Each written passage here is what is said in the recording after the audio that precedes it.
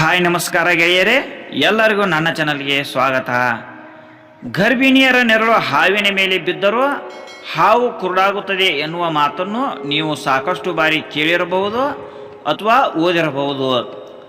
ಗರ್ಭಿಣಿಯರಿಗೆ ಹಾವುಗಳೇಕೆ ಕಚ್ಚುವುದಿಲ್ಲ ಗೊತ್ತೇ?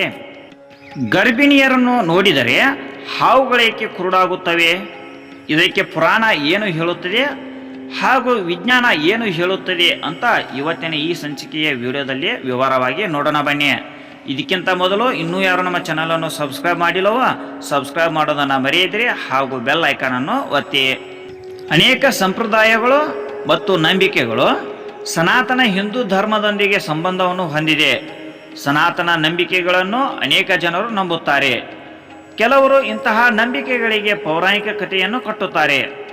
ಅಂತಹದ್ದೇ ಒಂದು ನಂಬಿಕೆಯ ಕುರಿತು ನಾವೆಂದು ನಿಮಗೆ ಹೇಳಲು ಹೊರಟಿದ್ದೇವೆ, ಕೇಳಿ.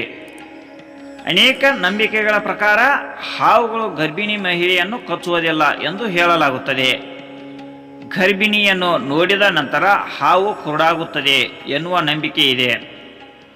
ಓರ್ವ ಮಹಿಳೆ ಗರ್ಭ ಧರಿಸುತ್ತಿದ್ದಂತೆ ಆಕೆಯ ಬಳಿ ಹಾವುಗಳು ಸುಳಿಯುವುದಿಲ್ಲ. ಇದು ನಿಮಗೆ ಅಚ್ಚರಿ ಎನಿಸಬಹುದು, ಆದರೆ ಇದರ ಹಿಂದಿನ ಕಾರಣವನ್ನು ನಾವು ಬ್ರಹ್ಮ ವೈವರ್ತ ಪುರಾಣದಲ್ಲಿ ನೋಡಬಹುದು. ಗರ್ಭಿಣಿಗೆ ಹಾವುಗಳೇಕೆ ಕಚ್ಚುವುದಿಲ್ಲ ಎಂದರೆ, ಪ್ರಕೃತಿಯು ಹಾವಿಗೆ ಕೆಲವು ವಿಶೇಷ ಇಂದ್ರಿಯಗಳನ್ನು ಒದಗಿಸಿದೆ.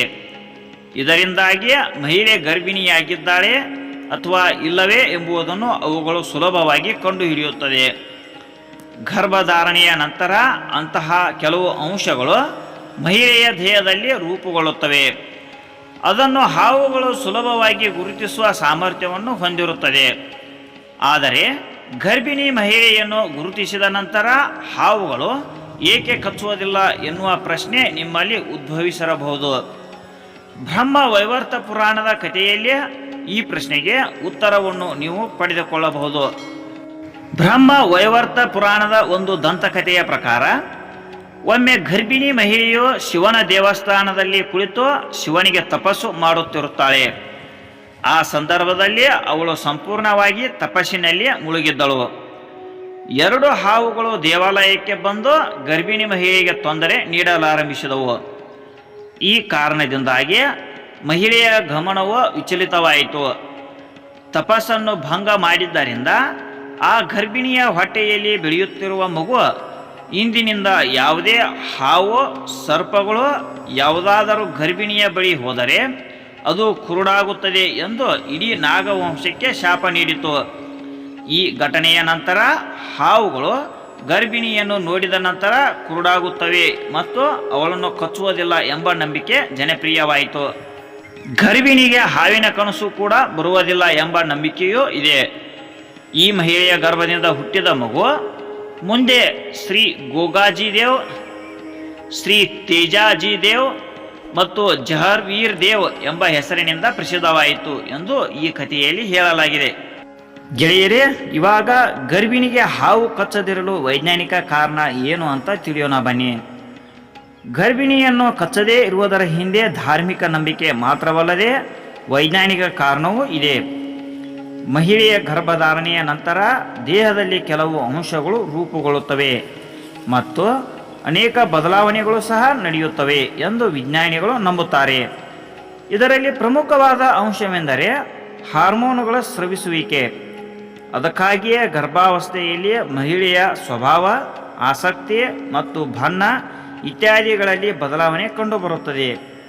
ಬಹುಶಃ ಮಹಿಳೆಯ ದೇಹದಲ್ಲಿ ಈ ಹಾರ್ಮೋನ್ ಬದಲಾಗಿದೆ ಎಂದು ಹಾವುಗಳಿಗೆ ತಿಳಿಯಬಹುದು ಮತ್ತು ಅವಳ ಹತ್ತಿರ ಹೋಗದೆ ತನ್ನ ಮಾರ್ಗವನ್ನು ಬದಲಾಯಿಸಿರಬಹುದು ಎಂದು ವಿಜ್ಞಾನಿಗಳು ಹೇಳುತ್ತಾರೆ.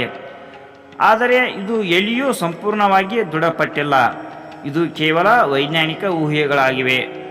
ಗರ್ಭಿಣಿಯರೇ, ಇವುಗಳ ಬಗ್ಗೆ ಎಚ್ಚರದಿಂದಿರಿ. ಯಾವುದೇ ವ್ಯಕ್ತಿ ಹಾವನ್ನು ಕೊಲ್ಲಬಾರದು, ಆದರೆ ವಿಶೇಷವಾಗಿ ಗರ್ಭಿಣಿ ಮಹಿಳೆ ಎಂದಿಗೂ ಹಾವುಗಳನ್ನು ಕೊಲ್ಲಬಾರದು. ಹಿಂದೂ ಧರ್ಮದಲ್ಲಿ ಹಾವನ್ನು ಕೊಲ್ಲುವುದು ಮಹಾಪಾಪ ಎಂದು ಹೇಳಲಾಗುತ್ತದೆ. ಹಾವುಗಳು ಗರ್ಭಿಣಿಯರಿಗೆ ಏಕೆ ಕಚ್ಚುವುದಿಲ್ಲ ಎನ್ನುವ ಬಗ್ಗೆ ಇಲ್ಲಿಯವರೆಗೆ ಯಾವುದೇ ಸಂಶೋಧನೆ ನಡೆದಿಲ್ಲ. ಗರ್ಭಾವಸ್ಥೆಯಲ್ಲಿ ಹಾವಿನ ಬಳಿ ಹೋಗುವುದು ನಿಮಗೆ ಮತ್ತು ಹುಟ್ಟಲಿರುವ ಮಗುವಿಗೆ ತಿಳಿದೋ ಅಥವಾ ತಿಳಿಯದೆಯೋ ಹಾನಿಯಾಗಬಹುದು. ನೀವು ಗರ್ಭಿಣಿಯಾಗಿದ್ದರೆ ಮತ್ತು ನಿಮ್ಮ ಸುತ್ತಲೂ ಹಾವುಗಳನ್ನು ಕಂಡರೆ ಜಾಗರೂಕರಾಗಿರಿ.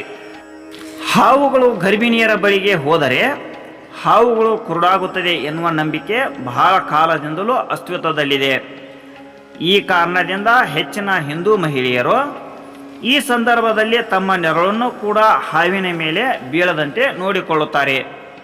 ಗೆಳೆಯರೇ, ವಿಶೇಷ ಸೂಚನೆ ಏನೆಂದರೆ ಈ ವಿಡಿಯೋ ಬ್ರಹ್ಮ ವೈವರ್ತ ಪುರಾಣದಲ್ಲಿನ ಉಲ್ಲೇಖವನ್ನು ಮತ್ತು ಕೆಲವೊಂದು ವೈಜ್ಞಾನಿಕ ನಂಬಿಕೆಗಳನ್ನು ಆಧರಿಸಿದೆಯೇ ಹೊರತು ಯಾವುದೇ ದೃಢವಾದ ವೈಜ್ಞಾನಿಕ ಪುರಾವೆಗಳು ಇದಕ್ಕೆ ಲಭ್ಯವಿಲ್ಲ. ಈ ವಿಡಿಯೋ ಕೇವಲ ನಿಮ್ಮ ಮಾಹಿತಿಗಾಗಿ ಆಗಿರುತ್ತದೆ. ಗೆಳೆಯರೇ, ನಿಮಗೆ ಈ ವಿಡಿಯೋ ಇಷ್ಟವಾಗಿದ್ದರೆ ಲೈಕ್ ಮಾಡಿ ಹಾಗೂ ಇತರರಿಗೂ ಶೇರ್ ಮಾಡಿ. ಇನ್ನೂ ಇಂತಹ ಉಪಯುಕ್ತ ವಿಡಿಯೋಗಳಿಗಾಗಿ ನಮ್ಮ ಚಾನಲನ್ನು ಸಬ್ಸ್ಕ್ರೈಬ್ ಮಾಡಿ ಹಾಗೂ ಬೆಲ್ ಐಕಾನ್ ಅನ್ನು ಒತ್ತಿ. ಎಲ್ಲರಿಗೂ ಧನ್ಯವಾದಗಳು.